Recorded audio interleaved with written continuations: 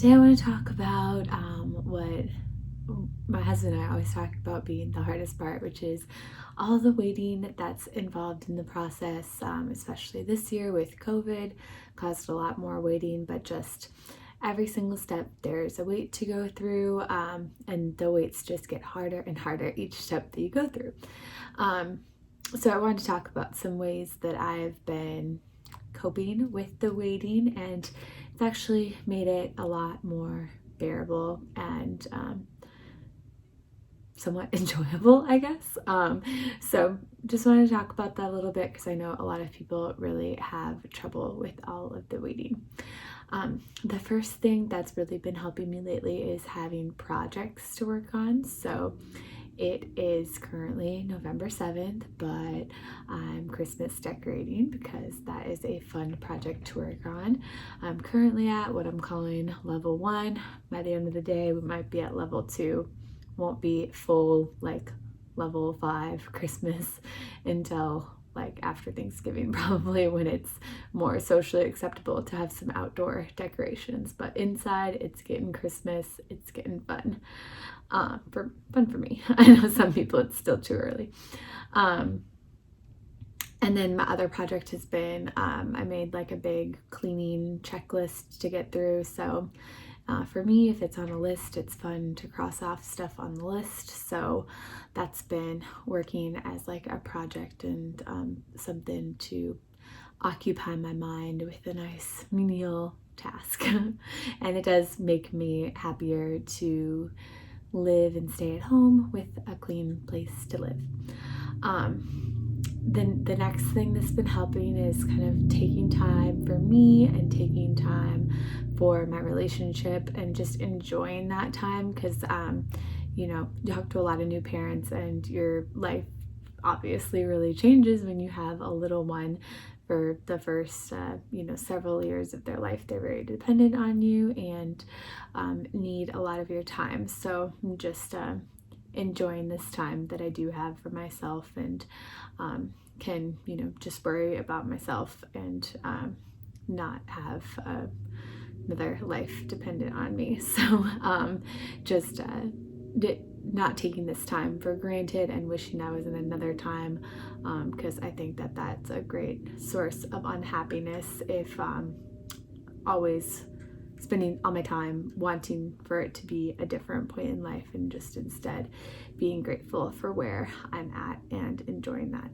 So that has been super important. And then the third thing is kind of like a preparation thing for IVF. I think it's going to be a more enjoyable experience if I'm more calm. It might even be more successful if I'm less stressed. So there's some stress you can control and some that you can't, obviously.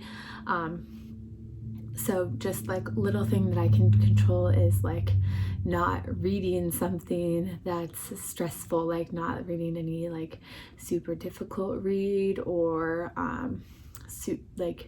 super suspenseful, anything like that. I'm not into it right now. I've been reading stuff by Ellen Hildebrand and Jasmine Guillory, like great reads, nice, fun read to get through, and they're happy stories and just good stuff to read.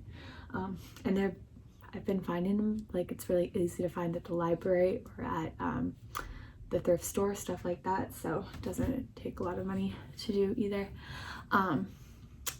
So reading, super good. And then watching stuff, like if I'm gonna watch a TV show or something, like watching something less stressful.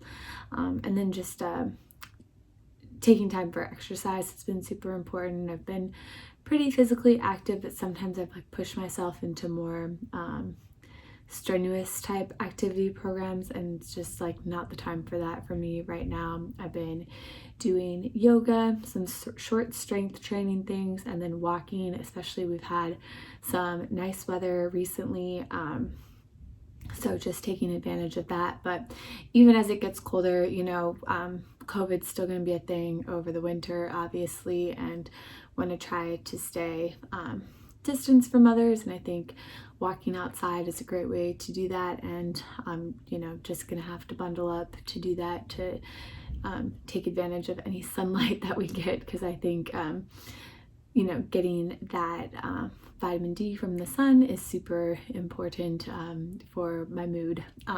So I think they say in Norway or Denmark probably, there's no such thing as bad weather, just the wrong clothing. So keeping that in mind this winter, that the outdoors can still be enjoyable. Like here in the Midwest, like we get bad winters, but not like in Scandinavia, so lots of opportunity to be had. So those are the three main categories that I think are really helping me, and I think that they're just good things to focus on all the time too, if you can. I think just having little goals, taking time for yourself, and calming down where you can are always good points to look for in life, to keep yourself straight during these unprecedented times. Thank you so much for watching. Please comment below with what helps you get through waiting periods, stressful periods, stuff like that. I'd be interested to know. Also, if you could like this video and subscribe, I'd really appreciate that. Thank you.